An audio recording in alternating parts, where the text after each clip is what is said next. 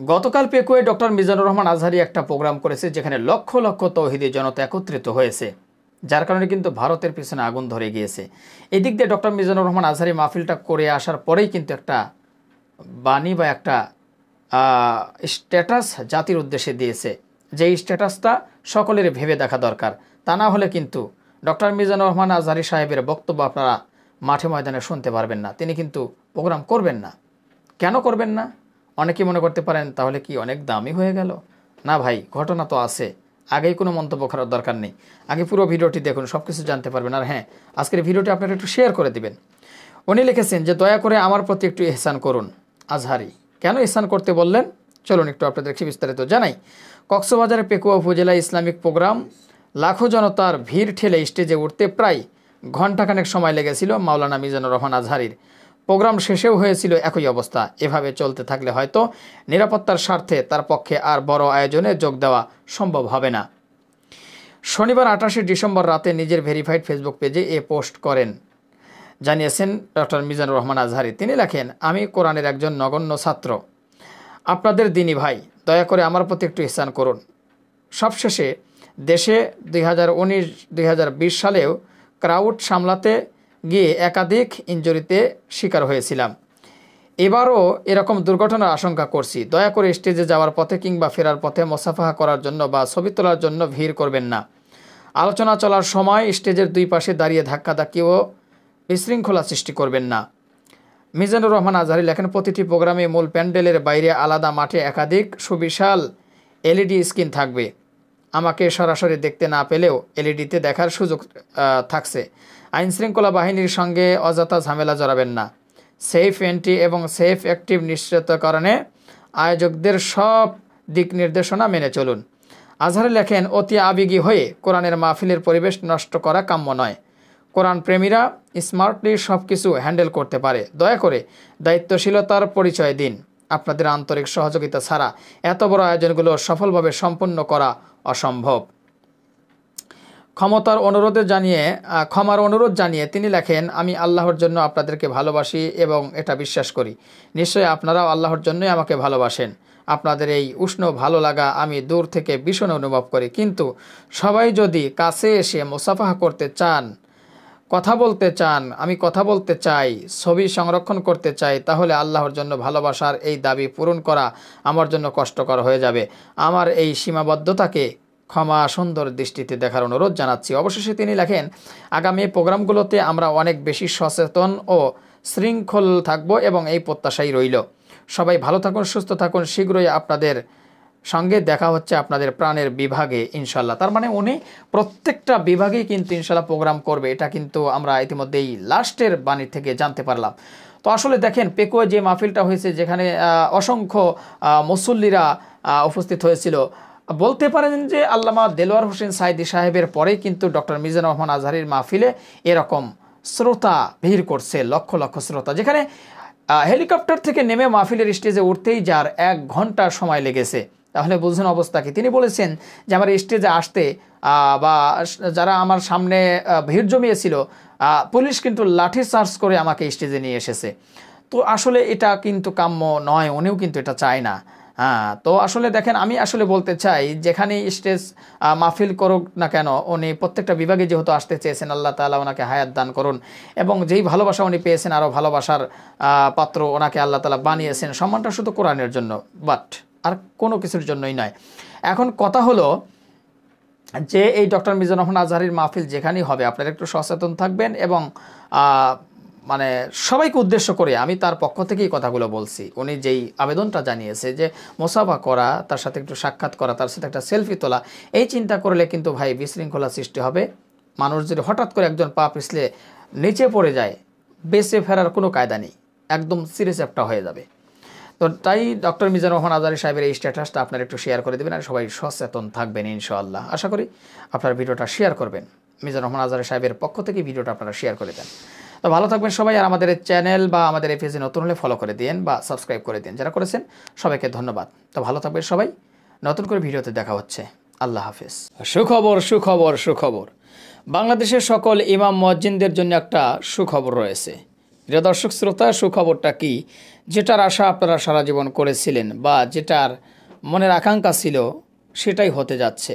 অন্তর্বর্তী সরকারের উপদেষ্টা মণ্ডলীরা কিন্তু এটাই করিয়ে দেখাবে ইনশাআল্লাহ। ইমাম মুয়াজ্জিনদের জন্য মন্ত্রণালয় বেতন কাঠামো তৈরি করছে। কি এটাকে সুখবর নয়?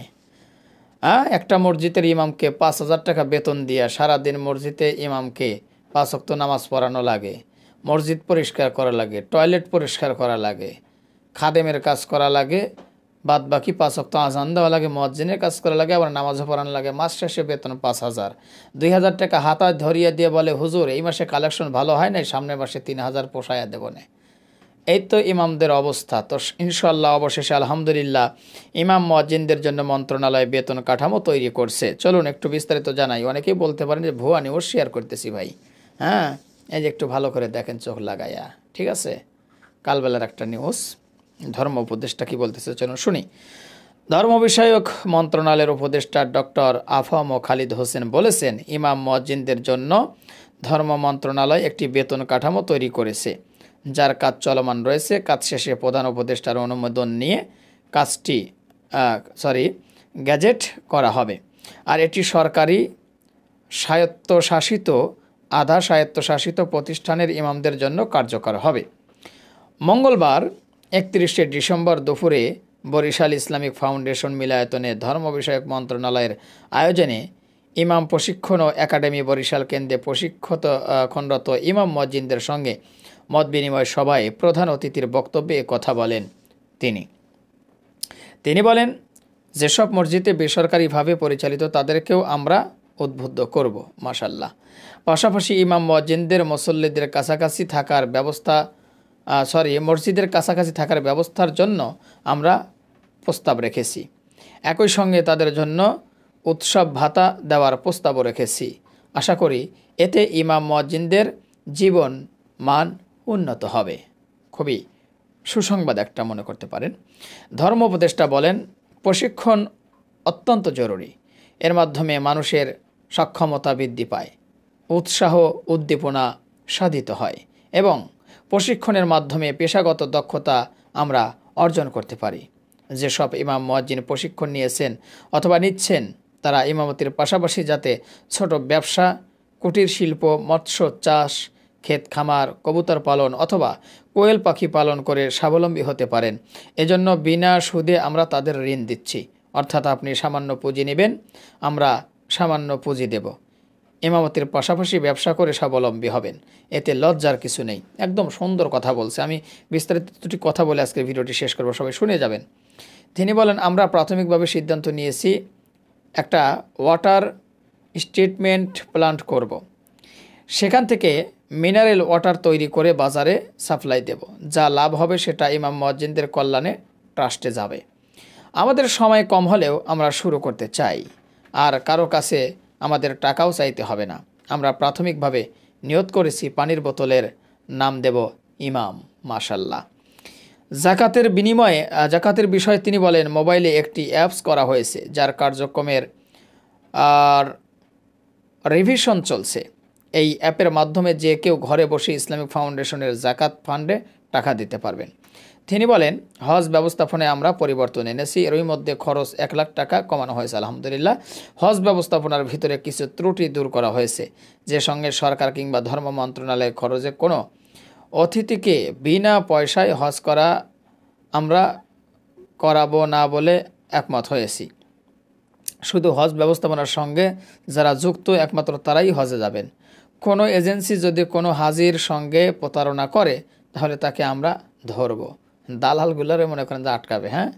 বরিশালের জেলা প্রশাসক মোহাম্মদ দেলোয়ার হোসেনের সভাপতিত্বে এ সময় ধর্ম মন্ত্রণালয়, ইসলামিক ফাউন্ডেশনের কর্মকর্তা সহ ইমাম মুয়াজ্জিনরা উপস্থিত ছিলেন। তো যাই হোক, এখন লাস্ট মুহূর্তে একটা কথা বলে যাই। সেটা হলো, আপনারা সকলে জানেন যে বর্তমানে আমাদের বাংলাদেশের সকল ইমাম মুয়াজ্জিনরা কতটা বঞ্চিত, তাদের অল্প টাকায় কিছু হয় না। আর হ্যাঁ, সে ধর্ম উপদেষ্টা একটা কথা বলেছে যে আপনারা ইমামতের পাশাপাশি ব্যবসা করুন। মাছ চাষ করতে পারেন, মাছ চাষ করুন, কবুতর পালন করুন, মুরগি পালন করুন, অথবা আপনি যদি চান রাস্তার পাশে বসে ঝালমুড়ি বিক্রি করুন, পিঠা বিক্রি করুন। কেন লজ্জা কিসের? ব্যবসা করে খাবেন, লজ্জা কিসের? কিন্তু আজকে আমাদের কিছু ইমামদেরও দোষ আছে। শুধু 5 ওয়াক্ত নামাজ পড়েই চিন্তা করে যে আমি একজন ইমাম মানুষ, হুজুর মানুষ, আমি যদি ব্যবসা করি মান ইজ্জত থাকে না। কেন থাকবে না? কেন 5,000 টাকার জন্য কেন আপনি পড়ে থাকবেন মসজিদে? তারপরে বাকি কেন? আপনার শরম কিসের? একটা ব্যবসা করেন। প্রতিদিন যদি 1,000 টাকা আপনার লাভ্য অংশ থাকে, মাসে 30,000 টাকা, আর আপনি 5,000 টাকার জন্য সারা জীবন ঘোষ পারেন। কেন? বেতন মসজিদে ইমামদের দিবে না কেন? কেন দিবে না এলাকার মানুষ? আপনি ব্যবসা শুরু করেন, মসজিদের পিছনে দৌড়ানো বাদ দিয়ে ব্যবসা শুরু করেন। 5 ওয়াক্ত নামাজ এমনি তো আপনার পড়া লাগে, মসজিদে গিয়ে পড়েন, ব্যবসা শুরু করেন। দেখি ওরা ইমাম কোত্থেকে পায়। যখন দেখবে ইমাম আর খুঁজে পাওয়া যায় না, তখন 40,000 টাকা দিয়ে ইমাম নিয়ে আসবে, বলবে যে চলো আমার মসজিদে ইমামতি করো। তখন বলবে না, আমার তো ইমামতির দরকার নাই, আমি তো মাসে ঝালমুড়ি বিক্রি করে 30,000 টাকা কামাই। তখন বলবে 40,000 আমরা দেবো, আরও 10,000 বাড়ায়, চলো ইমামতি করাই। কারণ তারা তো ইমামতি করতে পারে না। কিন্তু আজকে আমরা আলেম ওলামারা ঢিল দিয়ে দিয়ে তাকে এমন পর্যায়ে ফেলেছি, তারা বলে হুজুররা 5,000 টাকা বেতনই নেন, আপনাদের বরকত আছে টাকার মধ্যে। গোষ্ঠী কিলেই তোর কথার বরকত আছে না? ছোট্ট একটা কথা বলি, এক হুজুর বেতনের জন্য গেছে, ইমাম সাহেবরে বলতেছে হুজুর এই লেন 5,000 বেতনের মধ্যে 1,000 কাটিয়ে রাখলাম, সামনে মাসে নিন। কে? মসজিদে একটু জিনিসপত্র দরকার, টাকা পয়সা ঘাটতি আছে, আপনাদের টাকার মধ্যে বরকত আছে, তো কালকে একটু আমার বাসায় যায়েন, আমার ছেলের জন্য একটু দোয়া করেন। তো বাসায় গেছে, ছেলের জন্য দোয়া করতে। কি ছেলে কি পড়াশোনা শেষ করছে, চাকরি বাকরির জন্য দোয়া করেন। হুজুর হাত তুলছে, আল্লাহুম্মা আমিন, আল্লাহ আর ছেলেরে তুমি একটা ভালো মসজিদের ইমাম বানায় দাও। তখন সভাপতি রাগ উঠে গেছে, এই বেটা আমি কি এই দোয়া করার জন্য আনছি? বলতেছে কেন? আমাদের টাকা তো বরকত আছে, আপনার ছেলেও সেই বরকত কামাই করবে। তখন সভাপতির মাথা ঘুরিয়ে গেছে যে না বেটা, একটা ইঞ্জিনিয়ার বড় ভালো একটা ছেলে আমার, ভালো একটা সরকারি চাকরি করবে। ও তোমার সওয়াল সরকারি চাকরি করে মাসে লাখ লাখ টাকা ইনকাম করবে, তোমার পেটের মধ্যে যার হুজুরে 5,000 টাকার মধ্যে 1,000 টাকা কাইটা 4,000 টাকা বরকত খোঁজো, তাই না? বাটপারি বাদ দাও। তো অতএব আমাদের নিজেদের স্বাবলম্বী হতে হবে, পাশাপাশি তাইলে দেখবেন যে আপনার ইমাম মসজিদের কদর বেড়ে যাবে। হক কথা বলবেন, সবসময় সত্য কথা বলবেন। অনেক ইমামরা চাকরি ঠিকানার জন্য কমিটিদের পাও ধোয়ায়, তাদের কপালে তো দুঃখ হবেই ভাই। জানি অনেকের গায়ে লেগে যেতে পারে কথাগুলো, তারপরে ভেবে দেখেন। ভালো থাকবেন, আল্লাহ হাফেজ। অবশেষে ডক্টর মিজানুর রহমান আজহারি ক্ষমা চাইলেন। এখন আপনারা হয়তো অবাক হচ্ছেন যে ডক্টর মিজানুর রহমান আজহারি আবার কি ভুল করলো এবং কেনই বা ক্ষমা চাচ্ছে। পেকুয়ায় একটা মাহফিল করেছে ডক্টর মিজানুর রহমান আজহারি। এই বিষয়টি নিয়ে একটা ভিডিও আপলোড করেছিলাম, প্রায় 1 মিলিয়নের উপরে আপনারা দেখেছেন, এখনও রানিং আছে ভিডিওটি। সবাইকে বলবে এই ভিডিওটি আপনারা একটু পুরোপুরি দেখবেন। ভাই খুবই দুঃখের সহিত কিছু কথা আজকে আমি বলবো। একজন হোয়াটসঅ্যাপে আমার মেসেজ করে কিছু ভয়েস পাঠিয়েছে, তার ভয়েস শুনে মনে হলো তে মানুষের বাচ্চা না কুত্তার বাচ্চা। এখন কেন এই কথাটা বললাম? আমি একটু খারাপ ভাষায় বললাম, নিশ্চিত কেন এই খারাপ ভাষাটা বললাম বুঝতেই পারছেন। তার ভয়েসের ভিতরে কিছু এত সুন্দর সুন্দর ভাষা ব্যবহার হচ্ছিল যে মানুষের বাচ্চা কোনোদিনও এত সুন্দর ভাষা ব্যবহার করতে পারে না। একমাত্র শুয়ারের বাচ্চা এবং কুত্তার বাচ্চা ছাড়া এত সুন্দর ভাষা আসলে কেউ ব্যবহার করতে পারে না। শুয়ার বোঝেন তো, যারা ঘেঁচু খায়, হ্যাঁ, যাদের গা দিয়ে গন্ধ এবং যাদের গোশত খাওয়া হারাম, তাদের পিছন দিয়ে যেই বাচ্চাটা বের হয় শুধুমাত্র তারাই এত সুন্দর ভাষা ব্যবহার করতে পারে। ওই বেচারা আমার কাছে যে ভয়েসটা পাঠিয়েছিল, কেন? এই কারণে ডক্টর মিজানুর রহমান আজহারি সাহেবকে নিয়ে ভিডিও বানানোর কারণে এবং ডক্টর মিজানুর রহমান আজহারি সাহেবের পক্ষে কথা বলার কারণে। তাইলে বোঝেন তার ভাষাগুলো শুনেই আমি এই কথাটা বললাম। আপনারা যদি চান পরবর্তী ভিডিওতে আমি সেই ভয়েসটা আপনাদেরকে শোনাবো। এবার আসুন মূল আলোচনায়, যে ডক্টর মিজানুর রহমান আজহারি কেন ক্ষমা চাইলেন। প্রিয় দর্শক, পেকুয়ায় যে মাহফিলটা হয়েছে সেই মাহফিলকে কেন্দ্র করে ডক্টর মিজানুর রহমান আজহারি পরবর্তীতে একটা স্ট্যাটাস দিয়েছিল, যে বিষয়টি নিয়ে কিন্তু একটা ভিডিও তৈরি করেছিলাম। উনি বলেছিল যে সেই মাহফিলের স্টেজে উঠতে প্রায় 1 ঘন্টা লেগেছিল তার, কেননা মানুষ ভক্তবৃন্দরা এতটাই উৎসাহিত হয়ে চারিদিক দিয়ে ঘেরাও করে ফেলেছিল যে পুলিশ দিয়ে তাদেরকে লাঠিপিটা করে করে সরাতে হয়েছিল। এখন প্রিয় দর্শক শ্রোতা, এই বিষয়টি নিয়েও কিন্তু সোশ্যাল মিডিয়ায় নানান আলোচনা সমালোচনা চলছে। এখন বর্তমান সময়ে এমন একটা প্রেক্ষাপট, এমন একটা পরিস্থিতি যে কারো ভালো দেখে কারো ভালো লাগে না, বুঝছেন? এই অবস্থা। এখন একদল আলেমোলামারাও আবার ডক্টর মিজানুর রহমান আজহারির মনে করেন যে পিছনে কাঠি করার জন্য লেগে পড়ছে, বাঁশ নিয়ে নিয়ে ঘুরতেছে, কুঞ্চিওয়ালা জারে থেকে বাঁশ কেটে নিয়ে কীভাবে মিজানুর রহমান আজহারির পিছন দিয়ে দেওয়া যায়। কেননা যে ডক্টর মিজানুর রহমান আজহারি মাহফিল করবে, মানুষ কি পাইছে তার ভিতরে যে এতগুলো মানুষ মাহফিল শুনতে হবে? কেন? তাদের তো সহ্য হচ্ছে না, তাদের মাহফিলে তো এত মানুষ হয় না, যার কারণে বাঁশ নিয়ে নিয়ে ঘুরতেছে। আচ্ছা, একদল কিছু সাধারণ মানুষও বাঁশ নিয়ে নিয়ে ঘুরতেছে, তার পিছনে কীভাবে দেওয়া যায়। এই তো ভাই পরিস্থিতি। এখন আসেন মূল আলোচনায় আমরা চলে যাই। ডক্টর মিজানুর রহমান আজহারি এই জন্য ক্ষমা চেয়েছে যে সেখানে আসলে অনেক মানুষের ভিড়ের কারণে পুলিশ আসলে তাদেরকে একটু লাঠি চার্জ করেছে বা তাদেরকে সরিয়ে দিয়েছে মিজানুর রহমান আজহারীকে স্টেজে ওঠানোর জন্য বা স্টেজ থেকে নামিয়ে শেষ মুহূর্তে তার গন্তব্যস্থলে পৌঁছে দেওয়ার জন্য। তো উনি আসলে অনুরোধ করেছে যে এরকম আপনারা করবেন না, আমি যেখানে যাই আপনারা দয়া করে ধৈর্য সহকারে, যেহেতু আপনারা অনেক মানুষ হন, সবার সাথে তো মোসাফা করা সম্ভব না, সবার সাথে কোলাকুলি করা দেখা করা তো সম্ভব না, তো আপনারা দয়া করে সবাই একটু একটু সচেতন থাকবেন, সাবধান থাকবেন। আর এই কথাকে কেন্দ্র করে অনেকের মনে করেন যে পিছন দিয়ে ধোঁয়া বের হইতেছে, পরিমাণে ধোঁয়া বের হইতেছে, যেই পরিমাণে ধোঁয়া মনে করেন যে ইটভাটার উপর দিয়েও বাড়ায় না, বোঝেন এই ঘটনা। তো যাই হোক, ধোঁয়া তো বাড়াইবেই। এবার আরেকটা গুরুত্বপূর্ণ বিষয় নিয়ে আপনাদের সাথে দুটি কথা বলে ভিডিওটা শেষ করব। সবাইকে বলবো একটু ধৈর্য সহকারে ভিডিওটা দেখেন। আর হ্যাঁ, আজকের এই ভিডিওটিও আপনারা মিলিয়ন ভিউ করুন শেয়ার করে, কারণ আমি খুবই গুরুত্বপূর্ণ কিছু কথা বলতেছি। এবার আসুন সেই কথাটা, সেটা হলো যে আমার হাতে কয়টা আঙ্গুল আছে? 5টা আঙ্গুল। দেখেন 1 2 3 4 5, প্রত্যেকটা আঙ্গুলের জোড়া কিন্তু একই জায়গা থেকে শুরু, এই যে, তাই না? আঙ্গুলের মাথা আলাদা হলেও সবগুলোর গোড়া কিন্তু এক জায়গায়, তার মানে এক হাতে 5টা আঙ্গুল, সবগুলোর আলাদা আলাদা থাকলেও সবগুলো কিন্তু একসাথে জোড়া। এখন এই জিনিসটা আমি এই জন্য বুঝাইতে চাচ্ছি, এই হাত দিয়ে আপনি সেগুলো কিছু ধরতে পারতেছেন, এই হাত দিয়ে কিছুটা করতে পারতেছেন, কারণ এই 5টা আঙ্গুল দ্বারা এক আঙ্গুল দিয়ে কোনো কিছু ধরা যাবে না, এক আঙ্গুল দিয়ে কোনো কিছু খাওয়া যাবে না, এক আঙ্গুল দিয়ে কোনো কিছু করা যাবে না। 5টা আঙ্গুল একসাথে হলে সব কিছু আপনি করতে পারবেন বা আপনার হাতে শক্তিটা পাবেন। ঠিক আমি এই কথাটা বুঝাইতে চাচ্ছি, আলেম ওলামারা আজকে যদি হিংসা বিদ্বেষ সব কিছু ভুলে যদি কালেমার পতাকার ছায়াতলে এসে যদি সবাই এক প্ল্যাটফর্মে এসে যদি সবাই যদি ইসলামের দাওয়াতটা দিতে চায়, তাহলে সব কিছু করা সম্ভব এই 5টা আঙ্গুলের মতো, এই হাতের মতো। কিন্তু আজকে দেখা যায় একজন আলেম যদি একটু উপরে ওঠে, একজন আলেমকে যদি মানুষ ভালোবাসে, অন্য আলেমের পিছন দিয়ে আগুন ধরে যায়, ভালো লাগে না ভাই, বুঝে আসে না এরা ইসলাম প্রচার করার জন্য আসছে নাকি আলেম নিয়ে বিদ্বেষ করার জন্য আসছে। এই তো পরিস্থিতি। মিজানুর রহমান আজহারী সাহেবের পক্ষে কথা বলার কারণে আমি দালাল হয়ে গেছি, অনেকে দালাল বলতেছে। সেই ভিডিওটা আপনারা একটু কমেন্ট বক্স চেক করেন, অনেকে দালাল বলতেছে। আরে ভাই, হ্যাঁ আমি দালাল, আলেম আমাদের পক্ষে কথা বলার কারণে যদি দালাল হই, অবশ্যই আমি দালাল। তুমি কার পক্ষে কথা বলো একটু ভেবে রেখো, তুমি কার দালালি করো একটু ভেবে রেখো। আলেম আলামারা হলো নবীর ওয়ারিস, তাদের পক্ষে কথা বলার কারণে যদি আমি দালাল হই, তাহলে তো আমি নবীর দালাল। আর আল্লাহর রাসূল সাল্লাল্লাহু আলাইহি সাল্লাম, নবী সাল্লাল্লাহু আলাইহি সাল্লাম, যে সমস্ত নবী পয়গম্বররা এসেছিল, তারাও তো আল্লাহর বাণী পৌঁছানোর জন্য পৃথিবীতে এসেছিল, তাদের পাঠিয়েছিল আল্লাহ তাআলা। তাহলে তারা তো আল্লাহর বাণী পৌঁছেছে, তাহলে আমি আল্লাহর দালাল। আর তুমি কার দালাল মিয়া, এইটা ভেবে চিনতে তুমি একটু আমার দালাল বইলো। হ্যাঁ, তো যাই হোক প্রিয় দর্শক, অতি দুঃখের সহিত কিছু কথা বললাম, আশা করি আপনারা বুঝতে পেরেছেন। তবে যেই বেচারাটা আমার ভিডিওর ভিতরে বা দেখার পরে মিজানুর রহমান আজহারীর পক্ষে কথা বলার কারণে আমার কি বলে আপনার হোয়াটসঅ্যাপে এসে মনে করেন যে গালিগালাজ করছে, আপনারা আসলে আমি ভয়েসটা শোনাবার পারতাম আপনাদের, কিন্তু এতটাই জঘন্য ভাষা, ওটা আমি চাই না আপনারা শোনেন। তবে তার জন্য দোয়া রইল, হেদায়েতের দোয়া। আর যদি না থাকে কপালে, তাহলে ভাই কিছু করার নেই, বাদ বাকি দোয়াটা আপনারা করে দেন আর ভিডিওটা শেয়ার করে দেন।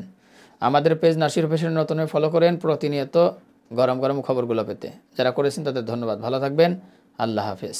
বাপকা বেটা সিপাহী কা ঘোড়া, ঠিক গল্পের সাথে মিলে গেল শেখ হাসিনা এবং তার ছেলের চরিত্র। দেখেন একটা নিউজ, গরম একটা খবর, সেটা হলো হাসিনা এবং জয়ের বিরুদ্ধে $300 মিলিয়ন পাচারের প্রমাণ পেয়েছে FBI। প্রিয় দর্শক শ্রোতা, যেমন মা তেমন ছেলে, দেখেন মা ছেলে মিলে কীভাবে ডলার পাচার করেছে, একটু বিস্তারিত আপনাদেরকে জানাই। তো সবাইকে বলবো ধৈর্য সহকারে বিস্তারিত শুনতে থাকুন এবং নিউজটি প্রচুর পরিমাণে শেয়ার করে দিন। ছাত্র জনতার গণ অভ্যুত্থানে ক্ষমতাচ্যুত সাবেক প্রধানমন্ত্রী শেখ হাসিনা ও তার ছেলে সজীব জয়ের বিরুদ্ধে গুরুতর আর্থিক অনিয়ম ও অর্থ পাচারের প্রমাণ পেয়েছে মার্কিন গোয়েন্দা সংস্থা federal bureau of investigation FBI। লন্ডনের প্রতিনিধির মাধ্যমে বিষয়টি নিশ্চিত করেছে FBI। সম্প্রতি নিজেদের লন্ডন প্রতিনিধির মাধ্যমে বিষয়টি নিশ্চিত করেছে মার্কিন গোয়েন্দা সংস্থাটি। জানা গেছে স্পেশাল এজেন্ট লা প্রিভটের সঙ্গে যোগাযোগ করেন যুক্তরাষ্ট্রের ডিপার্টমেন্ট অব জাস্টিসের senior trial attorney Linda Samuels. তিনি দেখতে পান যে বাংলাদেশ থেকে বিভিন্ন মার্কিন ব্যাংক অ্যাকাউন্টে $300 মিলিয়ন পাচার হয়েছে। গত মাসের 9 তারিখে FBI-এর একটি প্রতিনিধি দল বাংলাদেশের দুর্নীতি দমন কমিশনের দুদক মানি লন্ডারিং অ্যান্ড লিগ্যাল ইউনিটের মহাপরিচালক সহ সংশ্লিষ্ট কর্মকর্তাদের সঙ্গে বৈঠক করেন। সেখানে বিপুল পরিমাণ দলিল বাংলাদেশের কাছে হস্তান্তর করে এফবিআই এর প্রতিনিধি দলটি। দুদক কর্মকর্তারা জানিয়েছেন, গত মাসের 1 তারিখে বাংলাদেশে ইইউ ডেলিগেশনের হেড অব কোঅপারেশন মাইকেল ক্রেজার নেতৃত্বে 3 সদস্যের একটি প্রতিনিধি দল তৎকালীন দুদক চেয়ারম্যান মোহাম্মদ মঈনুদ্দিন আবদুল্লাহর সঙ্গে সাক্ষাৎ করেন। সাক্ষাতে পাচার হওয়া তহবিল প্রত্যাবাসন ও কমিশনের পরিচালক ক্ষমতা বাড়াতে কারিগরি সহায়তা নিয়ে আলোচনা করেন। তারা আরও জানায়, 2024 সালে যুক্তরাষ্ট্র বনাম রিজভী আহমেদের মামলায় সজীব জয়ের নাম প্রথম নজরে আসে। এফবিআই এর তদন্তে জয়ের গুরুতর আর্থিক অসদাচরণের বিষয়টি উঠে আসে। বিশেষত জয়ের নাম হংকং এবং ক্যামান দ্বীপপুঞ্জের বিভিন্ন ব্যাংক অ্যাকাউন্ট ব্যবহার করে নিউ ইয়র্ক, ওয়াশিংটন ডিসি এবং লন্ডন ব্যাংকে অর্থ হস্তান্তরিত করার তথ্য সামনে এসেছে। এ বিষয়ে জ্যেষ্ঠ আইনজীবী ও বিচার বিভাগের একজন বিশেষ এজেন্ট জানিয়েছে, কেমান আইল্যান্ড ও হংকংয়ের শেল কোম্পানির মাধ্যমে যুক্তরাষ্ট্রের বিভিন্ন ব্যাংকে বাংলাদেশ থেকে $30 কোটি জমা হয়েছে। দুদক চেয়ারম্যান মোহাম্মদ আব্দুল মোমেন এ বিষয়ে সাংবাদিকদের বলেন, এ ঘটনা অনেকাংশই সত্য। আমরা ভবিষ্যতে আরও সুনির্দিষ্ট তথ্য পেতে পারি। এ বিষয়ে আমরা পরে সরাসরি কথা বলবো। এদিকে যুক্তরাষ্ট্রে $300 মিলিয়ন পাচারের অভিযোগে শেখ হাসিনা ও তার ছেলে সজীব জয়ের বিরুদ্ধে তদন্ত শুরু করেছে দুদক। এ অভিযোগ অধিকতর তদন্তের জন্য দুদকের মহাপরিচালক বিশেষ তদন্ত বরাবর পাঠানো হয়েছে। সেই সঙ্গে আওয়ামী লীগ সরকারের আমলে বেপজা ও বেজার আওতাধীন 9টি অগ্রাধিকার উন্নয়ন প্রকল্পে অনিয়ম ও দুর্নীতির মাধ্যমে শেখ হাসিনা, জয় হাসিনার বোন Sheikh Rehana, British MP Tulip Siddiq সহ অন্যদের বিরুদ্ধে ওঠা $700 কোটি আত্মসাতের অভিযোগের বিষয়ে পৃথকভাবে অনুসন্ধান শুরু হয়েছে। এসব প্রকল্পের মধ্যে রয়েছে রূপপুর পারমাণবিক বিদ্যুৎ কেন্দ্র আশ্রয়ন সহ আরও কিছু প্রকল্প। অভিযোগ আছে, শুধুমাত্র রূপপুর পারমাণবিক বিদ্যুৎ কেন্দ্র প্রকল্পের $700 কোটি মধ্যে $500 কোটি আত্মসাৎ করা হয়েছে। এ বিষয়ে তদন্ত ব্রিটিশ অর্থমন্ত্রী টিউলিপ সিদ্দিক সহ তার পরিবারের নামও রয়েছে। আরও অভিযোগ আছে, 2013 সালে রাশিয়ার সঙ্গে বাংলাদেশে একটি পারমাণবিক বিদ্যুৎ কেন্দ্র ও অস্ত্র সরবরাহের একটি চুক্তির মধ্যস্থতা করেছিলেন টিউলিপ সিদ্দিক। সেখান থেকে বিপুল পরিমাণ অর্থ আত্মসাৎ করা হয়েছিল।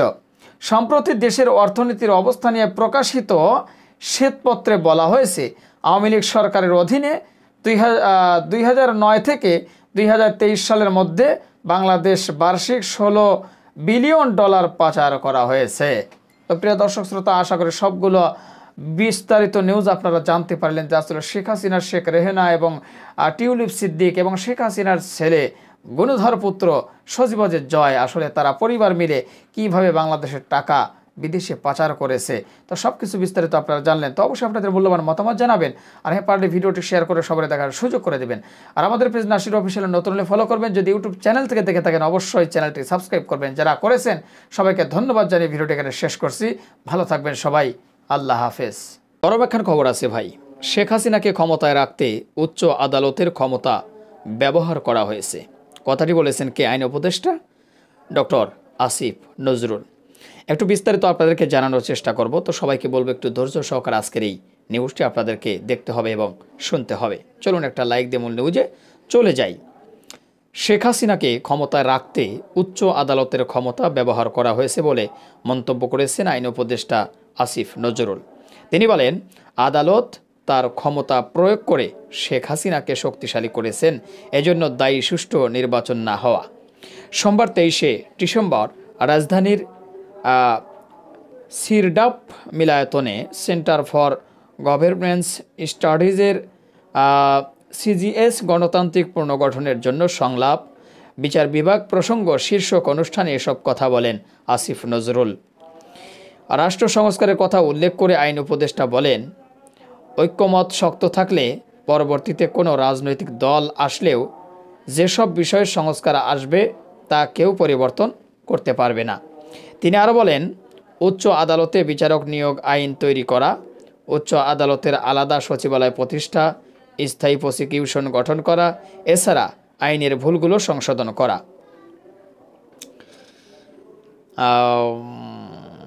কোথায় গেল? হ্যাঁ, যত ভালো আইনই তৈরি করা হোক না কেন, সংস্কার মানার মানসিকতা না থাকলে, ভালো প্রতিষ্ঠান গড়তে না পারলে কোনো কিছুই কাজে আসবে না।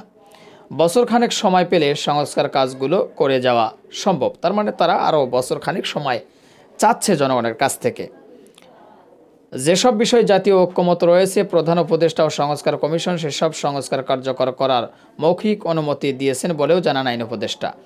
আদালত অবমাননার নামে প্রধান বিচারপতি হয়রানি করতে বলে মন্তব্য করেন আন্তর্জাতিক অপরাধ ট্রাইব্যুনালের চিফ প্রসিকিউটর তাজুল ইসলাম। তিনি বলেন, সুপ্রিম কোর্টে বিচারকদের সিন্ডিকেটের কারণে মামলার ব্যয় বাড়ছে। সরকারের যে কোনো দুঃশাসনের বিচার উচ্চ আদালত চাইলে করতে পারে উল্লেখ করে তিনি বলেন, আদালত তার ক্ষমতা প্রয়োগ করে শেখ হাসিনাকে শক্তিশালী করেছে। এজন্য দায়ী সুষ্ঠু নির্বাচন না হওয়া। দেশে 5 বছর পরপর নির্বাচন হলে কোনো দল ফ্যাসিস্ট হতে পারবে না। রাজনৈতিক সংশ্লিষ্টতার ভিত্তিতে উচ্চ আদালতে বিচার বিভাগীয় নিয়োগ দেওয়া হয়েছে উল্লেখ করে তিনি বলেন, 3টি সংস্কার প্রস্তাবের ভিত্তিতে উচ্চ আদালতে বিচারক নিয়োগের প্রক্রিয়া চূড়ান্ত করা হবে। সিলেট সীমান্তে কলাগাছায়ের পাতায় শুয়ে থাকা বিচারপতি মানিকের ছবিটা প্রতিটা বিচারকের পেছনে টাঙিয়ে রাখা উচিত বলে মন্তব্য করেছেন অন্য বক্তারা। অর্থাৎ মানিক সাহেব, কালা মানিক নামে পরিচিত, তার পরিস্থিতি কেমন হয়েছিল সেটা সবাই জানে। তো যাই হোক, আমি বিস্তারিত আলোচনা আপনাদেরকে শোনালাম, বিস্তারিত নিউজ। অবশ্যই এবার আপনাদের মূল্যবান মতামত জানাবেন, পারলে ভিডিওটি শেয়ার করে সবাই দেখাশোনার সুযোগ করে দিবেন। আমাদের পেজে নতুন হলে ফলো করবেন, যারা করেছেন তাদের ধন্যবাদ। ভালো থাকবেন সবাই। শেখ হাসিনার বিরুদ্ধে ইন্টারপোলে রেড নোটিশ জারির আবেদন। প্রিয় দর্শক শ্রোতা, ইতিমধ্যে কিন্তু সোশ্যাল মিডিয়ায় এই বিষয়টি নিয়ে নানান আলোচনা সমালোচনা হচ্ছে এবং ঝড় বইয়ে গেছে। প্রিয় দর্শক, বিস্তারিত জানতে চলেছেন আজকের এই ভিডিওতে। সবাইকে বলবো একটু ধৈর্য সহকারে দেখবেন, তাহলে কি শেখ হাসিনাকে ইন্টারপোলের মাধ্যমে দেশে ফিরিয়ে এনে তার শাস্তি প্রদান করা হবে। যে অপরাধগুলো করেছে, যে কাণ্ড কারখানাগুলো ঘটিয়েছিল বাংলাদেশের থেকে, এবং কি গুমের সাথেও কিন্তু তার সম্পৃক্ততা মিলিয়েছে। এছাড়াও বিভিন্ন অপকর্মের কথা কিন্তু বের হয়ে আসতেছে। তো সে তুলনায় তার বিচার কী হওয়া উচিত সেটা আপনারা খুব ভালো করে জানেন। তো দেশে আসলে তার পরিণতি কি হবে, ইন্টারপোলের মাধ্যমে কি তাহলে দেশে আনতে পারবে ডক্টর ইউনূস তাকে? চলুন একটু বিস্তারিত আপনাদেরকে পড়ে শোনাই, তাহলে সব কিছু জানতে পারবেন। আর ভিডিওটা শেয়ার করবেন, আমাদের পেজে নতুন হলে ফলো করে দিন। সাবেক প্রধানমন্ত্রী ও আওয়ামী লীগ সভাপতি শেখ হাসিনার বিরুদ্ধে ইন্টারন্যাশনাল ক্রিমিনাল পুলিশ অর্গানাইজেশনে ইন্টারপোল রেড নোটিশ জারির আবেদন করা হয়েছে। রোববার 22শে ডিসেম্বর আন্তর্জাতিক অপরাধ ট্রাইব্যুনালের চিফ প্রসিকিউটর মোহাম্মদ তাজুল ইসলাম এ তথ্য জানিয়েছেন। ট্রাইব্যুনালের প্রসিকিউটর BM সুলতান মাহমুদও বিষয়টি নিশ্চিত করেছেন। তিনি বলেন, প্রসিকিউশন আবেদন করেছে, পরবর্তী অগ্রগতির বিষয়টি দেখবে স্বরাষ্ট্র মন্ত্রণালয়। এর আগে গত 10 নভেম্বর আইন, বিচার ও সংসদ বিষয়ক উপদেষ্টা ডক্টর আসিফ নজরুল গণমাধ্যমকে বলেন, শেখ হাসিনা সহ জুলাই আগস্ট গণহত্যায় অভিযুক্ত পলাতক সব আসামিকে ফিরিয়ে আনতে ইন্টারপোলের মাধ্যমে রেড অ্যালার্ট নোটিশ জারি করতে যাচ্ছে সরকার। পরে 12 নভেম্বর এক প্রেস ব্রিফিংয়ে চিফ প্রসিকিউটর মোহাম্মদ তাজুল ইসলাম বলেন, শেখ হাসিনা গণহত্যা, গুম সহ মানবতা বিরোধী অপরাধে অভিযুক্ত এবং মামলার আসামি। তবে শেখ হাসিনা পালিয়ে গেছেন এবং বর্তমানে দেশের সীমানার বাইরে অবস্থান করছেন। এরকম একজন অপরাধীকে গ্রেপ্তার করতে বা তার বিরুদ্ধে রেড অ্যালার্ট নোটিশ জারি করতে আন্তর্জাতিক সংস্থা হিসাবে ইন্টারপোলকে চিঠি দেওয়া হয়েছে। প্রসঙ্গত, গত 14 অক্টোবর আন্তর্জাতিক অপরাধ ট্রাইব্যুনাল পুনর্গঠন করা হয়।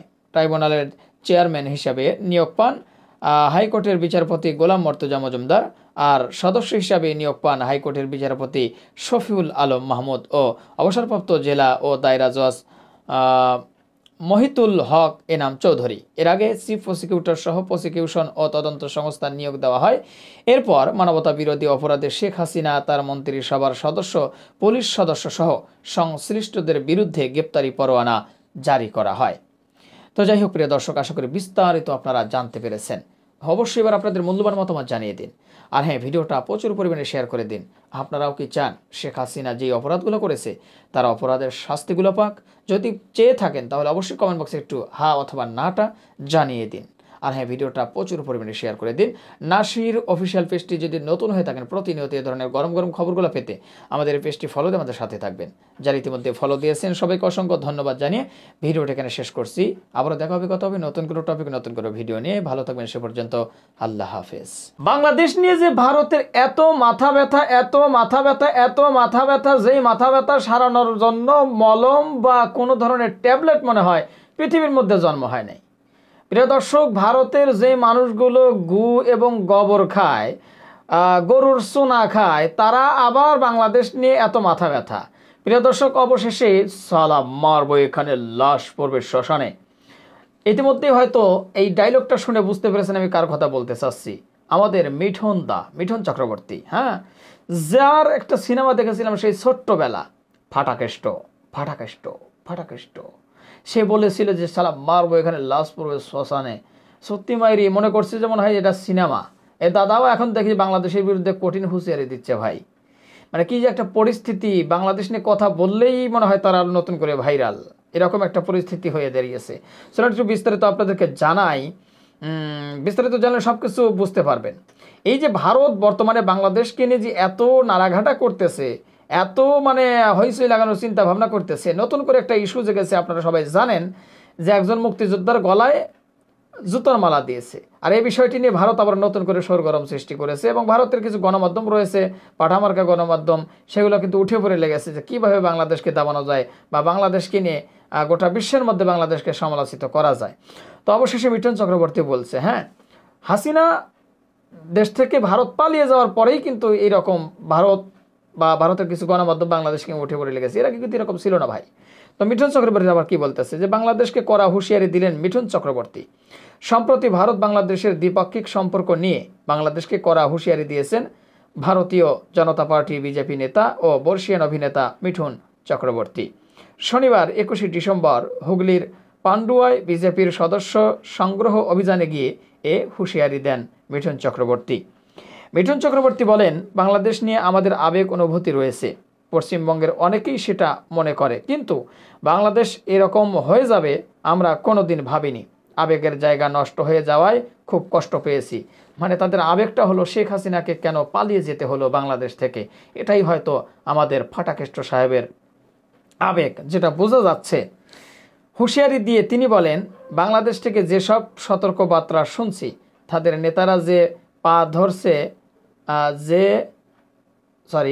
নেতারা যে যা পারছে তাই বলছে। আমি একটা কথাই বলবো, ভারতকে খাটো করে দেখবেন না, হ্যাঁ, ডোন্ট আন্ডার এস্টিমেট ইন্ডিয়া। তিনি বলেন, বাংলাদেশকে দেখে আমাদের শিখতে হবে, বিশেষ করে বাংলাকে শিখতে হবে। যদি আমরা সবাই মিলে একত্রিত হয়ে না লড়ি তাহলে আমাদের ভবিষ্যৎ অন্ধকার নিশ্চিত। এরপর পশ্চিমবঙ্গের মাটিতে সন্ত্রাসবাদী কার্যকলাপ বৃদ্ধির জন্য স্থানীয় প্রশাসনকে দায়ী করে তিনি বলেন, সন্ত্রাসবাদী কার্যকলাপ এখানে অনেক আগে থেকেই শুরু হয়েছে, শুধু আমাদের খারাপ লাগে। আমাদের পশ্চিমবঙ্গই ইতিমধ্যেই নিচের দিকে নামছে, এগুলোর জন্য প্রশাসন দায়ী। তবে ভালো খবর এটাই যে জঙ্গিরা ধরা পড়ছে।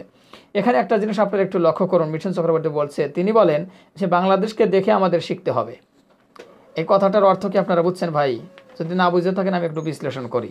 এখানে বলছে উনি যে বাংলাদেশকে দেখে আমাদের শিখতে হবে, বিশেষ করে বাংলাকে শিখতে হবে, মানে পশ্চিম বাংলাকে, মানে ভারতীয় বাংলাদেশকে মানে বুঝাইছে যে যদি আমরা সবাই মিলে একত্রিত হয়ে না লড়ি তাহলে আমাদের ভবিষ্যৎ অন্ধকার নিশ্চিত।